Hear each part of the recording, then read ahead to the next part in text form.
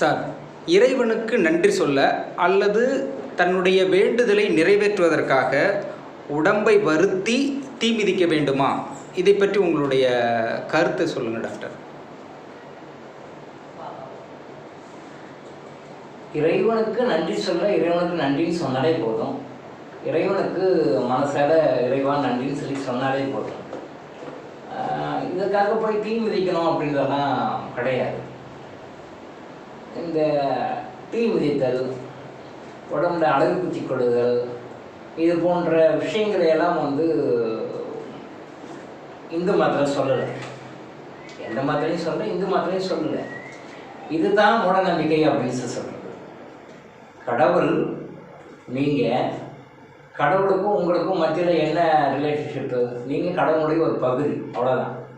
உங்களுக்கு என்ன வேணுமோ அதை கொடுக்கணும் கடவுள். நீங்கள் கடவுளை வேண்டுறீங்க, நீங்கள் வேண்டதை உங்களுக்கு சரியாக கொடுக்கணும்னு கடவுள் டிசைட் பண்ணால் கொடுக்க போகிறார், இல்லைன்னா இல்லைன்ற போகிறார். ஸோ இப்போ ரீசெண்டாக பண்ணாரி அம்மன் கோயிலில், தமிழ்நாட்டில் பண்ணாரி அம்மன் கோயில் ரொம்ப ஃபேமஸான கோயில். அந்த கோயிலில் ரீசெண்டாக தீக்குண்டமெல்லாம் மிதிச்சிருக்காங்க. மிதித்தவங்க யாருன்னா ரொம்ப ஹை லெவலில் நல்ல வெல் எஜுகேட்டட், நல்ல வெல் டு டூ பீப்புள், சாதாரண குடிமக்கள் வரைக்கும் எல்லோரும் மிதிச்சிருக்காங்க. பேப்பரில் வந்த செய்தி. ப்ளஸ் ஆடு மாடு குதிரைகள்லாம் கூட அந்த குண்டத்தை மிதிச்சிருக்காங்க, போட்டிருக்காங்க. இது எந்த வகையில் ஆன்மீகம் அப்படி சொல்லி நினைக்கிறேன். இது நான் தவறுன்னு சொல்ல வரல. இது ஒரு நம்பிக்கையில் வருது, தவறுன்னு நான் சொல்ல வரேன். பட் இது தேவையில்லைன்னு சொல்ல வரேன். ஆன்மீகம்னா என்ன, உண்மையான ஆன்மீகம் என்னன்னு சொல்லி தெரியாததுனால நாம் ஒரு தவறான ஆன்மீகத்தை நாம் இதுதான் ஆன்மீகம்னு நினச்சிட்ருக்கோம். That's it the most of the people are suffering. கடவுளுக்கு நேர்த்திக்கடன் இருக்குது. கடவுளுக்கு நேர்த்திக்கடன் அப்படின்னா எதுக்காக நேர்த்திக்கடன்? ஒரு பிஸ்னஸ் பண்ணுறோம், ஒரு $10,000 உள்ள ஒருத்தருல ஒரு பணம் அவர் கொடுக்குறாரு, அதுக்கு நான் ஒரு சர்வீஸ் கொடுக்குறேன். இதில் ஒரு $10,000 ஆர் ₹10,000 ஒருத்தரில் ஒரு பொருளை கொடுக்குறாங்க, அதுக்கு பணத்தை கொடுக்குறோம். அது பிஸ்னஸ், தட் இஸ் பிஸ்னஸ்.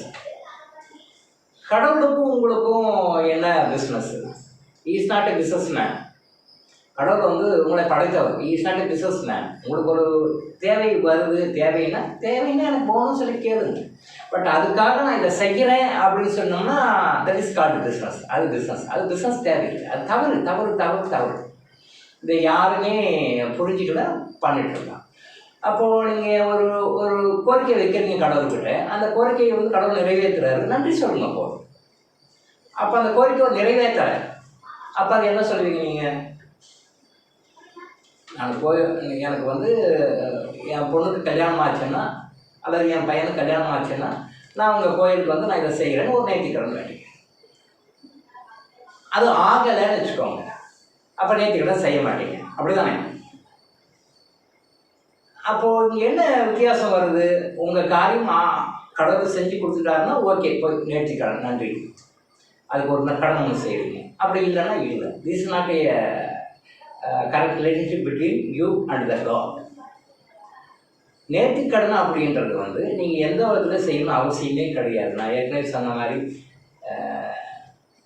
தரையில் போட்டு உருளணும், வெயிலில் போட்டு உருளணும், அழகு குத்திக்கணும், மேலே மலேசியாவெலாம் பண்ணுவாங்க பார்த்தீங்கன்னா, கதிர்காமத்தில் பண்ணுவாங்க, மேலே ஏறி அழகுலாம் குத்திக்கிட்டு ரவுண்ட் அடிக்கணும் அப்படின்லாம் எந்த இதுவுமே கிடையாது. நெருப்பு குண்டத்தில் போட்டு மிதிக்கிறாங்க, பேப்பரில் போட்டிருக்காங்க. பெரிய பெரிய ஐஏஎஸ் ஆஃபீஸர் முதற்கொண்டு பெரிய மில்லியனர்ஸ் முதற்கொண்டு எல்லா கேட்டகரிஸும் உள்ளெல்லாம் வராங்க. ஆடு மாடுகள்லாம் உள்ளே எல்லாம் போனாங்க.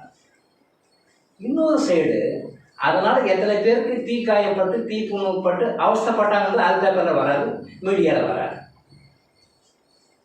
அதில் போனவங்க எல்லாருமே பெர்ஃபெக்டாக வெளில வந்துட்டாங்களா, கையில் காலில் காயம் எதுவும் இல்லாமல் வெளியில் வந்துட்டாங்களா அப்படின்னு பார்த்தா கண்டிப்பாக அந்த நியூஸ் மறைச்சிட்றாங்க. அது இவங்கெல்லாம் வந்தாங்க, போனாங்க, மெரிச்சாங்க, ரைட்டு. மெரிச்ச பிறகு என்ன சஃபரிங்ஸ் வந்தது, அதனால் என்ன சஃபர் ஆகிட்டு இருக்காங்களோ அது கிடையாது. கோயம்புத்தூர் சைடில் ஏதோ ஒரு கோயில் ஃபங்க்ஷனில் கத்தியால் முதுக வெட்டிக்கிறாங்க. ஒரு நண்பரை பார்க்க போனேன், ஒரு 10 years பேக். ஒரு ஃபங்க்ஷன், அந்த ஃபங்க்ஷனில் போய்ட்டு கத்தியால் வெட்டிட்டு வந்தோம் சார். பின்னாடி முதுகில் வந்து மஞ்சள் போட்டுட்ருக்காரு. என்ன சார் உங்கள் முதுகில் வந்து கோயிலில் ஃபங்க்ஷன், அதை முதுகெல்லாம் கத்தியில் நாங்கள் வெட்டிக்குவோம், அதுக்காக போட்டுருக்காங்க. இதெல்லாம் வந்து சரியான ஆன்மீகம் நீங்கள் நினைக்கிறீங்களா? கடவுள் எந்த கடவுள் வந்து உங்களை கத்தியில் வெட்டிக்கோங்கன்னு சொல்லி சொன்னார்? எந்த கடவுள் வந்து உங்களுக்கு சாணியெல்லாம் எடுத்து எரிஞ்சு ஒருத்தர் மேலே ஒருத்தர் எரிஞ்சு கும்பிடுங்கன்னு சொன்னார்? இதெல்லாம் வந்து இது வந்து நான் வந்து தவறுன்னு சொல்ல வரல, அதை ஒரு நம்பிக்கையில் செய்கிறாங்க. பட் இந்த தவறுகளை மாற்றிக்கொள்ளுங்க. இதெல்லாம் ஆன்மீகம் கிடையாதுன்னு சொல்ல வரேன். இதெல்லாம் ஆன்மீகம் கிடையாது. இதனால் உங்களுக்கு ஒரு கஷ்டம் போகுது, இதனால் உங்களுக்கு ஒரு துன்பம் போகுது, அப்படிலாம் கிடையவே கிடையாது. உங்களுக்கு வர கஷ்டம் வந்து தான் தீரும். நீங்கள் சொல்லப்படுறதுனால சொல்லப்படாதான் தீருவீங்க. இதெல்லாம் பண்ணுறதுனால, இந்த நேர்த்திக்கடன் பண்ணுறதுனால நீங்கள் வந்து ஃப்ரீ ஆகிட்டீங்க, வெல்ல மாட்டீங்கன்றது தான் தவறு. கடவுளை நீங்கள் மனசார கும்பிடுங்க, மனசார வேண்டுங்க, உங்களுக்கு என்ன உண்மை கேளுங்க. கேட்டது கிடைக்கவில்லை என்றால் எந்த காலத்தினால் உங்களுடைய கோரிக்கையை அவர் நிறைவேற்றவில்லை என்று கொஞ்சம் யோசனை இருப்பாங்க. ஏதோ ஒரு காரணம் நீங்கள் கேட்குறீங்க, கொடுத்தறாரு, ஓகே, நோ ப்ராப்ளம். நீங்கள் ஒரு டிமாண்டை கேட்குறீங்க, அவர் கொடுக்கல, ஃபெயிலர். அப்போது எந்த காரணத்தினால கடவுள் வந்து உங்களுக்கு அதை கொடுக்கலன்னு கொஞ்சம் திங்க் பண்ணிப்பாங்க. அப்போது உங்களுக்கு அந்த ஆன்சர் கிடைக்கும். அப்போ அதை நீங்கள் மாற்றி உங்களை கரெக்ட் பண்ணுற வழியை தான் பார்க்கணும். ஏன்னா கடவுள் மேலே போயிட்டு கம்ப்ளைண்ட் கொடுக்க முடியாது, கடவுள் மேலே போய் கேஸ் போட முடியாது. நீங்கள் சொன்னீங்க, அஷூரன்ஸ் கொடுத்தீங்க, எனக்கு ப்ராமிஸ் பண்ணீங்க அப்படின்னு நம்ம அவர்கிட்ட போய் சொல்ல முடியாது. இல்லை, நான் இவ்வளோ தூரம்லாம் செலவு பண்ணி கடன் வாங்கி உங்களுக்கு கோயிலுக்கு வந்தேன், இவ்வளோ தூரம் நாடு விட்டு நாடு வந்தேன், ஸ்டேட் விட்டு ஸ்டேட் வந்தேன், இவ்வளோலாம் பண்ண உங்களை நம்பி வந்தேன், என்னை இப்படி மோசடி பண்ணி கேட்க முடியாது. பிகாஸ் இஸ் சைலண்ட்டாக இருக்கார், அமைதியாக இருக்கார். எந்த கடவுளும் சினிமாவை தவிர நேரில் வந்து பேசுனதாக சரித்திரம் இல்லை. வந்தாங்க, பேசினாங்க, அதெல்லாம் உண்மைதான். அது உண்மைதான், அது வேறு சப்ஜெக்ட், அதை பற்றி பின்னாடி பேசணும். பட் இப்போ ரெகுலராக இப்போ இருக்கிற ரியலிஸ்டிக் வேர்ல்டில் கடவுள்கள் வந்து சினிமாவை தவிர, ட்ராமாஸ், நாடகங்களை தவிர நேரில் வந்து பேசுனதாக சரித்திரம் கிடையாது. அப்போது நாங்களே நினச்சிக்கிறோம், இப்படி பண்ணால் சரி, இப்படி பண்ணால் சரி, இப்படி பண்ணால் கரெக்டாக நாங்களே நினச்சிக்கிறோம். ஸோ தயவு செய்து இந்த மாதிரி உடலை வருத்தி கொண்டு, உங்களுடைய உடலை வருத்தி கொண்டு கடவுளை கும்பிடணும்னு எந்த மதத்திலையும் எந்த கடவுளும் சொல்லை. இது நாமளாக பண்ணுற தப்பு. சாத்தானை பார்த்து கல்லெறிவதற்காக மெக்கா மதீனாவில் ஒரு ஆக்சிடென்ட் ஆச்சு. ஒரு பல வருஷங்களுக்கு முன்னாடி அந்த கூட்டத்தில் அந்த சாத்தானை நோக்கி கல் தூக்கி போடணும். கல் தூக்கி போடும்போது அந்த கூட்ட நெரிச்சலில் நிறைய பேர் இறந்துட்டாங்க. இப்போ சாத்தானை நோக்கி கல் தூக்கி போடுறது ஒரு ஒரு ஒரு சிம்பாலிக்காக ஒரு வழக்கத்தை வச்சாங்க, அவ்வளோதான். அப்போது சாத்தான் நமக்கு தேவையில்லாதவன், சாத்தான் நமக்கு துன்பங்களை கொடுக்கிறவன், சாத்தான் நம்மளை இறைவனை அடைய விடாமல் தடுக்கிறவன் அப்படின்ற அவேர்னஸ் இருந்தால் போதும். சாத்தான் நமக்கு தேவையில்லாதவன், சாத்தான் நமக்கு துன்பங்களை கொடுக்கிறவன், சாத்தான் நம்மை கடவுளுடன் நெருங்க விடாமல் பண்ணணும் இல்லையா? இந்த அவேர்னஸ் இருந்தால் போதும். அதுக்காக கல்லை தூக்கிட்டாங்க, போய் எல்லாம் கல் மேலே ஒருத்தர் போட்டு எல்லாம் நசுங்கி இறந்துட்டாங்க. இதை எல்லாம் விரும்புகிறானா? இல்லை. நம்ம பண்ணுற தப்புகளுக்கு கடவுளை கையை காட்டிட்டு இருக்கோம். கடவுள் தான் அப்படி இல்லை, கிடையாது. அப்படி கல்லை எறிஞ்சி பக்தியை ப்ரூவ் பண்ணணும்னு ஒன்றும் கிடையாது. அதெல்லாம் வேறு நம்பிக்கை வைங்க, ஏழை இறைவன் நல்லா அதை வச்சு எப்படி நடக்கும், அவ்வளோதான். இந்த மாதிரி மூட நம்பிக்கைகள் வந்து எல்லா மதங்களையும் நடக்கும். ஹிந்துவிசம் எல்லா மதங்களையும் நம்ம மூட நம்பிக்கைகள் இருக்குது.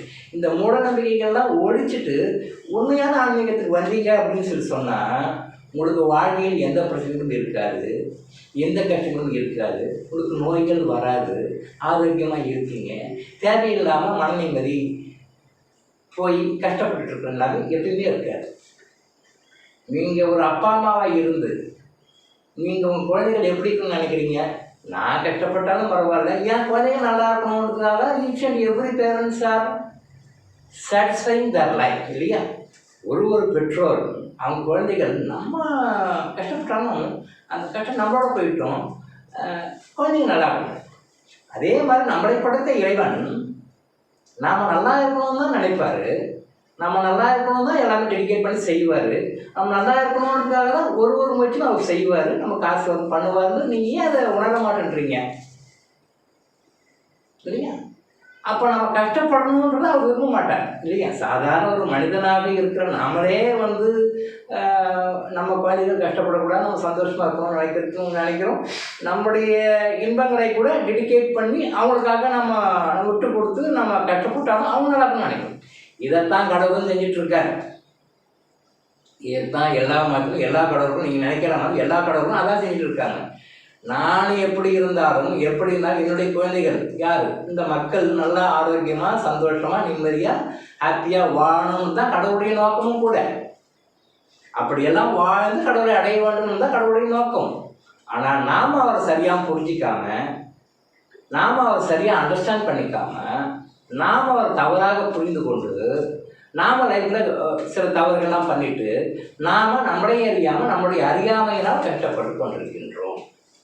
அதனால் தயவு செய்து இந்த நெருப்பு குண்டம் மிதிக்கிறது, அழகு குத்துறது, இந்த மாதிரியான உடலை வருத்தி கொள்ளக்கூடிய விஷயங்கள்லாம் நீங்கள் பண்ணிக்காது. வெட்ட வெயிலில் சுருட்டிட்டு வர்றது, கோயிலில் சுருட்டிட்டு வர்றது, இது பின்னாடி சயின்டிஃபிக் ஃபேக்ட் இருக்குது. பட் அந்த சயின்டிஃபிக் ஃபேக்டை புரிஞ்சுக்கணும். அதை பற்றி பின்னாடி அடுத்த வீடியோ தான் பேசுவோம். பட் இப்போதைக்கு இந்த மாதிரி தேவையில்லாத விஷயங்கள் எல்லாமே அவாய்ட் பண்ணிவிட்டு உண்மையான ஆன்மீகத்துக்கு நீங்கள் போனீங்கன்னா, உண்மையான ஆன்மீகத்தை நாடி வந்தீங்கன்னா, உண்மையான ஆன்மீகத்தை நீங்கள் லைஃப்பில் டே டு டே லைஃப்பில் நீங்கள் ஃபாலோ பண்ணிங்கன்னா, நீங்கள் இப்போ இருக்கிற ஆன்மீகத்தில் என்ன சுகத்தை அனுபவிக்கணும் அது மாதிரி பல மடங்கு அனுபவிப்பீங்க. இப்போ இருக்கிற ஆன்மீகத்தில் நீங்கள் எந்த அளவுக்கு கஷ்டப்படுறீங்க அந்த கஷ்டம் தான் உங்களுக்கு இருக்காது. ஸோ உண்மையான ஆன்மீகம் என்ன அப்படின்ற திசையை நோக்கி உங்களுடைய மனசையும் உங்களுடைய முயற்சிகளையும் திருப்புங்க. அப்போ நீங்கள் நல்லா ஹாப்பியாக இருப்பீங்க, லைஃப் ஃபுல்லாக ஹாப்பியாக இருப்பீங்க. Without any problems in your life, without any disease in your life, without any sorrows in your life. சரியா? ஸோ உண்மையான ஆன்மீகத்தை நோக்கி மனம் திரும்புங்கள். டாக்டர் இளங்கோ ஆயுஷ் ஹாஸ்பிட்டல் வழங்கும் விழிப்புணர்வு வீடு. தொடர்ந்து இது மாதிரி பல அவேர்னஸ் வீடியோக்களை பார்க்க நம்ம சேனலை சப்ஸ்கிரைப் பண்ணிவிட்டு பெல் பட்டனை ப்ரெஸ் பண்ணுங்கள்.